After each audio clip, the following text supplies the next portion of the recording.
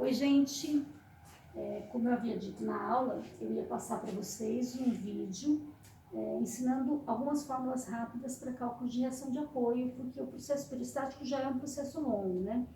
A gente tem que determinar os momentos nos nossos intermediários. Depois de feito aplicado o processo, aí a gente tem que finalmente calcular as reações e os diagramas, e traçar os diagramas.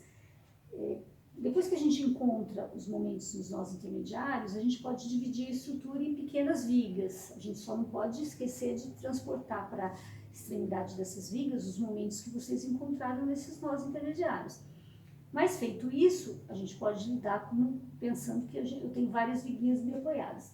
Então agora o objetivo é pegar os carregamentos que são mais comuns nas nossas vigas e a partir desses carregamentos, deduzir algumas fórmulas que podem nos ajudar a determinar essas reações de forma direta, para a gente não ter que ficar toda vez aplicando de novo as equações de equilíbrio. Então aqui eu vou apresentar para vocês 6 carregamentos. Na verdade acabam não sendo 6, porque a gente, alguns vão se repetir.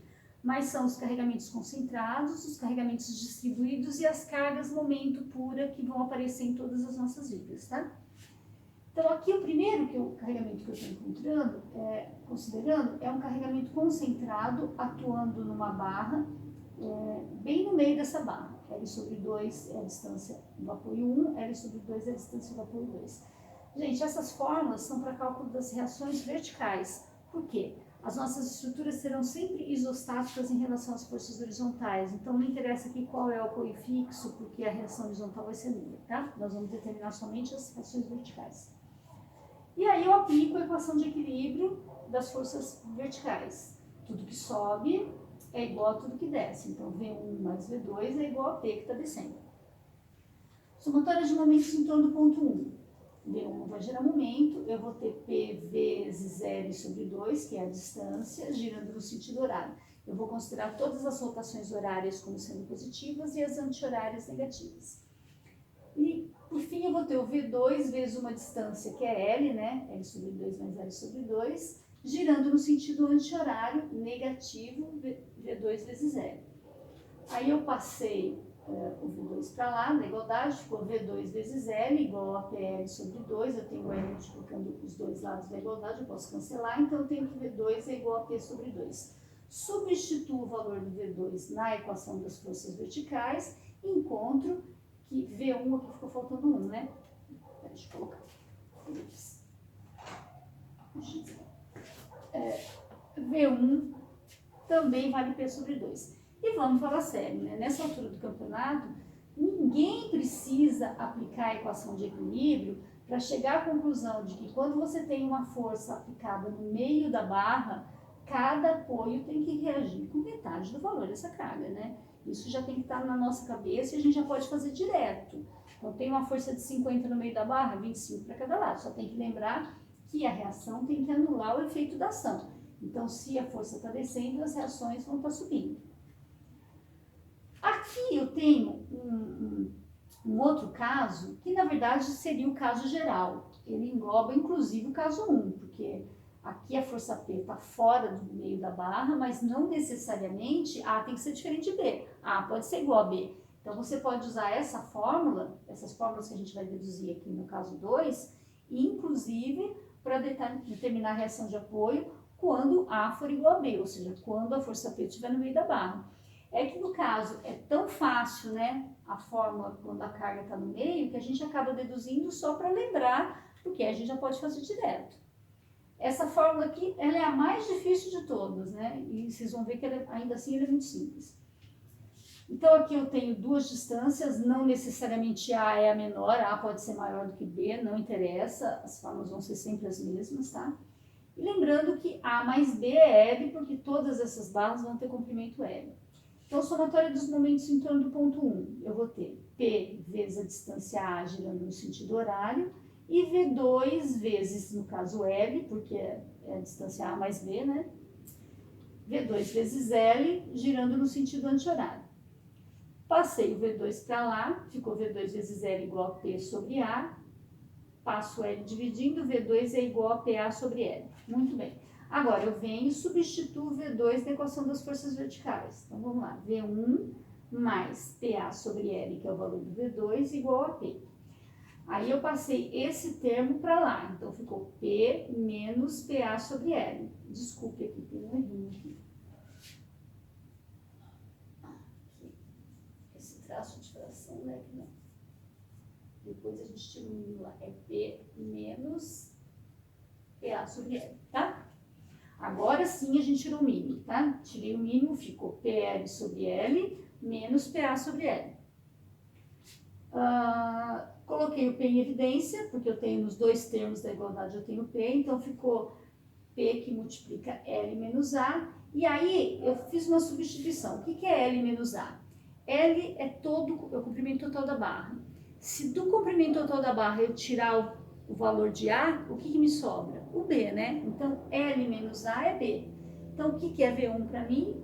V1 é PB sobre L. E fica fácil vocês fazerem essa analogia pensando dessa forma. Ó. Eu tenho aqui o V1, o comprimento mais próximo do apoio 1 é o A, e o B é o lado oposto, né? É o comprimento que está mais próximo do apoio 2.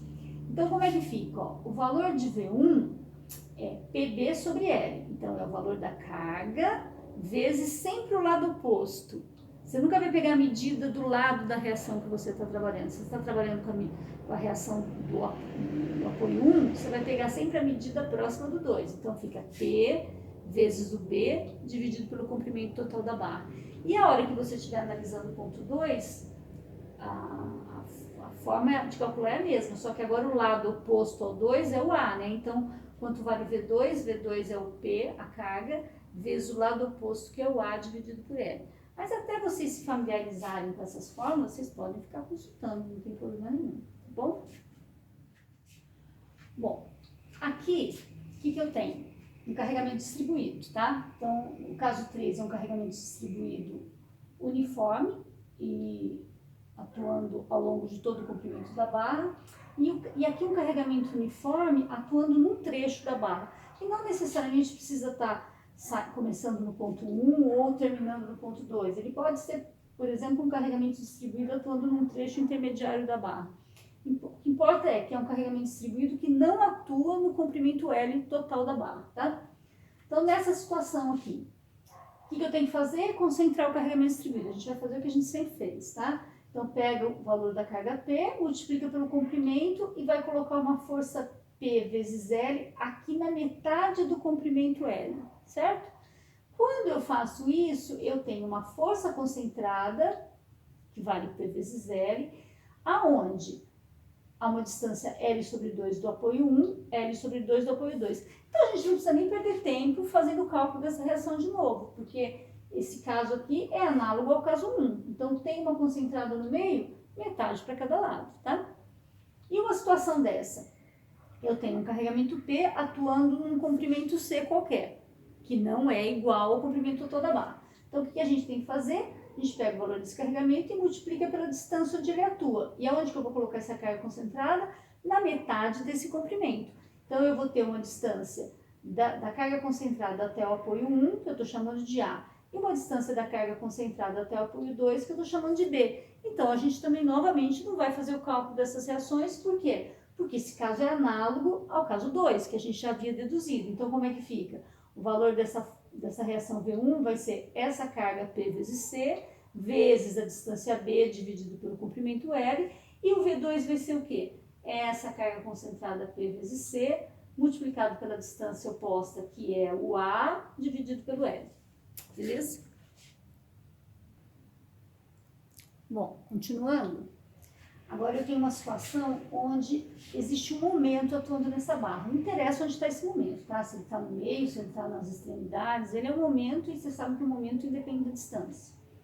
E aí, vida que segue.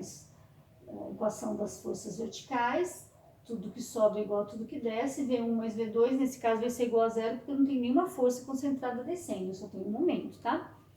Somatória de momentos em torno do ponto 1. Eu estou considerando, como sempre, os horários positivos e os anti-horários negativos. Então, V1 vai gerar momento em 1, eu vou ter o V2 vezes uma distância de L girando em torno do ponto 1 no sentido anti-horário, então fica menos V2 vezes L.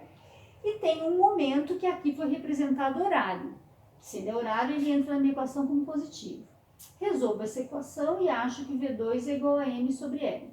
Substituo V2 aqui na equação das forças verticais, né? V1 mais M sobre L igual a zero. Eu acho que V1 é menos M sobre L. Isso significa, deixa eu passar aqui pegar um giz.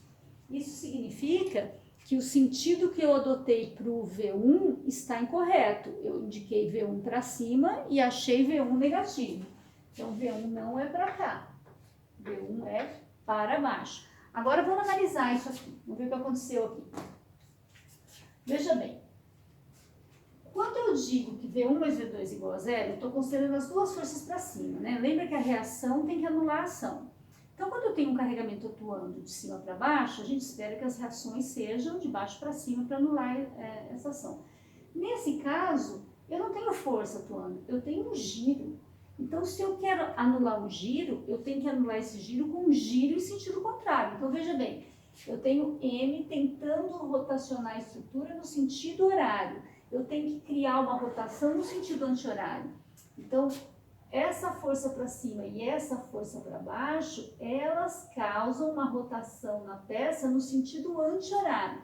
Então, são duas forças de mesma intensidade, porque as duas deram M sobre L, então a intensidade é a mesma direção, as duas são verticais, só que elas têm sentidos contrários. Duas forças de mesma intensidade, mesma direção e sentidos contrários é a definição de binário que vocês viram lá em mecânica geral no terceiro semestre, tá?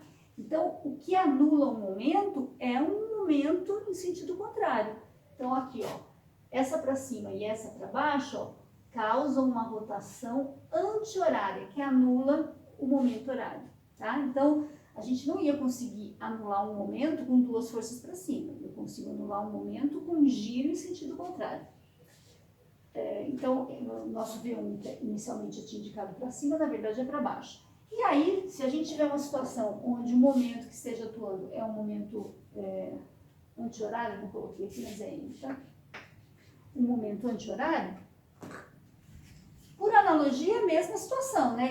Inicialmente eu coloquei as duas forças para cima, mas veja, se você tem um momento anti-horário, como é que você vai anular esse momento anti-horário? Com um momento horário. Então, como é que é um giro horário? Essa para cima e essa para baixo, ó. Causa uma rotação horária que anula essa rotação anti-horária. Então, quando a gente aplicar as equações de equilíbrio, da mesma forma que a gente aplicou no caso 5, se a gente aplicar para uma situação de um momento que esteja girando no sentido anti-horário, quem vai dar negativo é o nosso V2, porque V2 tem que ser para baixo para que ocorra na peça uma rotação horária para anular o efeito desse momento anti-horário.